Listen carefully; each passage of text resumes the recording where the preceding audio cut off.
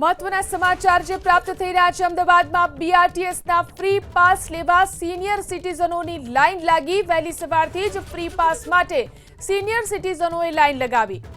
તો free pass માટે line લગાવી પાસ લેવા માટે હાલાકી પડતી હોવાનો તેમણે દાવો કર્યો। તો બીઆરટીએસમાં ફ્રી પાસ લેવા સિનિયર સિટીઝનોએ આ લાઈન લગાવી છે। વહેલી સવારથી જ તેઓ લાઈન લગાવીને ઊભા રહ્યા છે।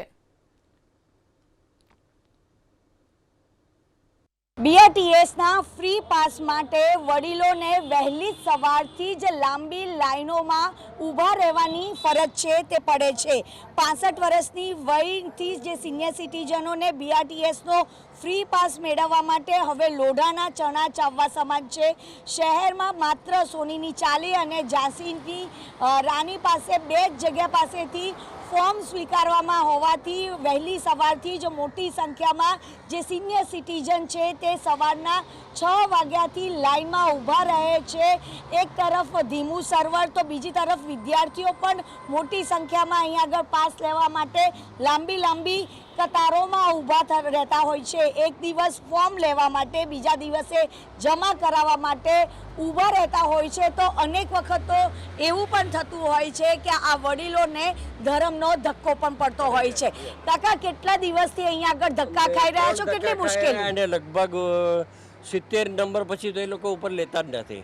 પછી એ લોકો ઘરે જવાનું કહી દે છે। તો પેલા સ્ટાર્ટિંગમાં ટોકન સિસ્ટમ રાખી, હવે ટોકનમાં થયા પછી કંઈક હવે ઘરે જાઓ, એટલે એ ધક્કો પડે છે, ફોર્મ લેવાનો ધક્કો। અને ત્રીજી વાર અમુક જે વહેલા આવીએ પછી ધક્કો જ થાય છે બેન, નથી કોઈ પૂછતું જ નથી બારીમાં। અહીંયા ઘરે જવાનું જ કહી દે, ઘરે જતા રહો। હવે ક્યાંથી આવો છો? હું એક સાઉથ બોપલથી આવું છું બેન।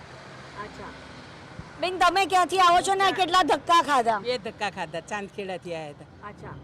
કાલે જ આવ્યા હતા અને કે હવે પાછા જાવ નહીં કે પતી ગયું। 11 વાગે આવ્યા હતા તોય કે પતી ગયું। સિનિયર સિટીઝનને કેટલી મુશ્કેલી પડે છે, કારણ કે આ ઉંમરે અહીંયા આગળ લાંબી લાઈનોમાં ઊભું રહેવું પડે। મોટી તકલીફ એ છે કે અહીંયા કોઈ જગ્યા નથી બેસવા માટેની। તો બેસવા માટે જે ઊભા રહે સિનિયર સિટીઝન શું કરશે? ક્યાં સુધી ઊભો રહેશે માણસ?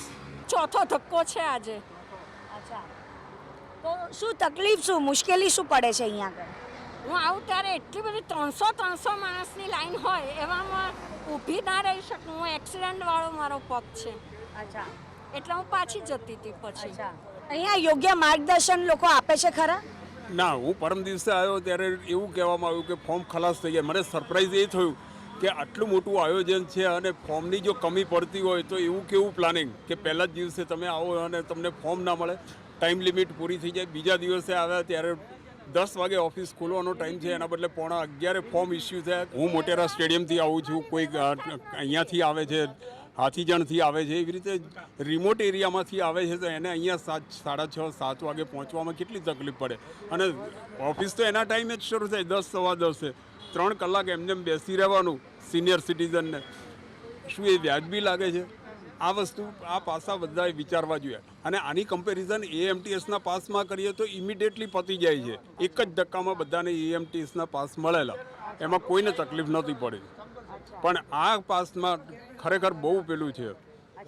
તો બીઆરટીએસના ફ્રી પાસ મેળવવા માટે આ તમામ વડીલોને